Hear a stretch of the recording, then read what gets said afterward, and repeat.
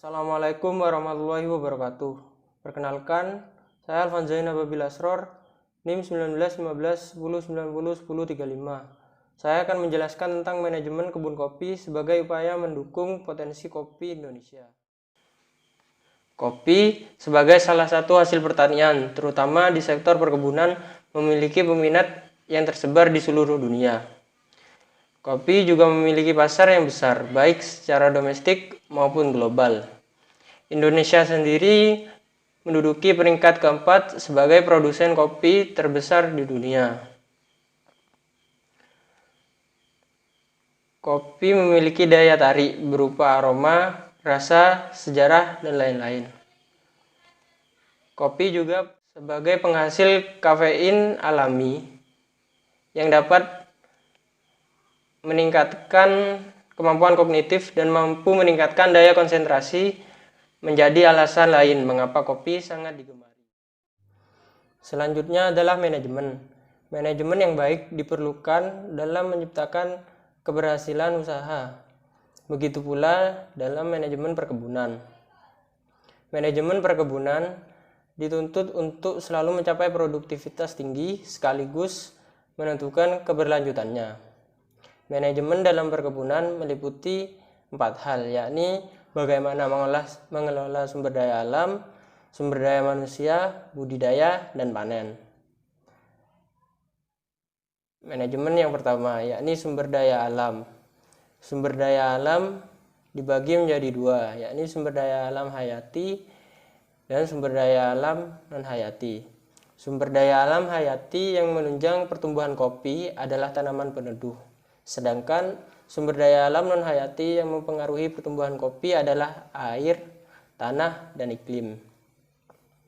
Air merupakan komponen penting dalam menunjang kelangsungan makhluk hidup. Air dapat diperoleh dari penyiraman oleh manusia maupun air hujan. Yang kedua adalah tanah. Tanah adalah media utama dalam penanaman tanaman kopi. Tahap awal dalam penanaman kopi, hendaknya dilakukan penyuburan dengan cara penaburan pupuk untuk meningkatkan unsur hara pada tanah. Yang ketiga adalah tanaman pelindung.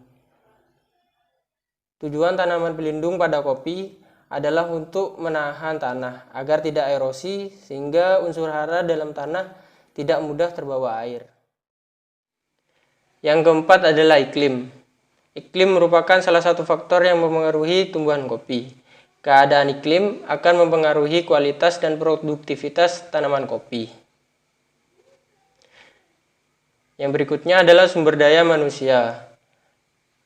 Sumber daya manusia merupakan pelaku utama dalam lingkungan lembaga, seperti halnya tenaga kerja, pekerja, dan karyawan, yang berperan sebagai penggerak untuk mewujudkan tujuan dalam suatu organisasi.